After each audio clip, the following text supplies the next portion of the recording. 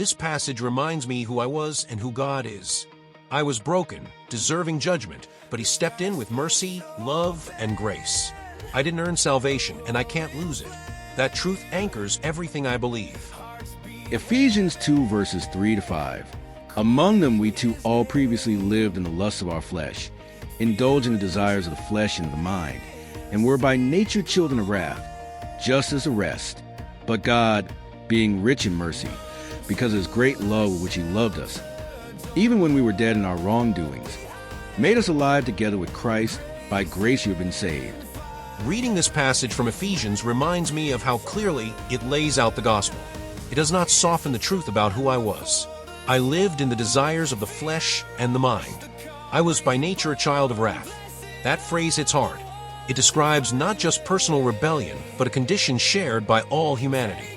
And when I look around at the anger and division in our culture, I see that same nature playing out in real time. The world is restless, often hostile, and searching for peace in all the wrong places. But the passage does not leave me there. It turns with two powerful words, but God. That shift is everything. I was broken, but He is merciful. I was dead in my wrongdoing, but He is rich in love.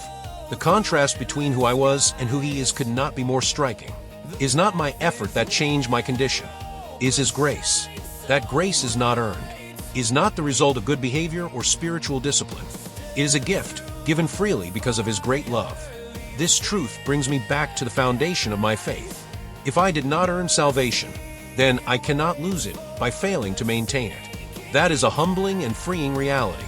As John MacArthur and R.C. Spraul used to say, if I could lose it, I would. I know my weakness. I know how easily I drift. But God's mercy is stronger than my failure. His grace holds me, even when I stumble. That is a very comforting assurance. Everything I need to understand about salvation is packed into this one passage. It speaks of my past, my present, and my future. It reminds me that I am made alive with Christ, not because I deserve it, but because He chose to love me. That is the kind of truth I need to carry with me every day. It shapes how I see myself, how I respond to others, and how I walk through this world.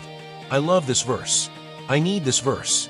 It is the gospel in one breath, and I am grateful for it. And that is my thought for today. God bless, and have a great day.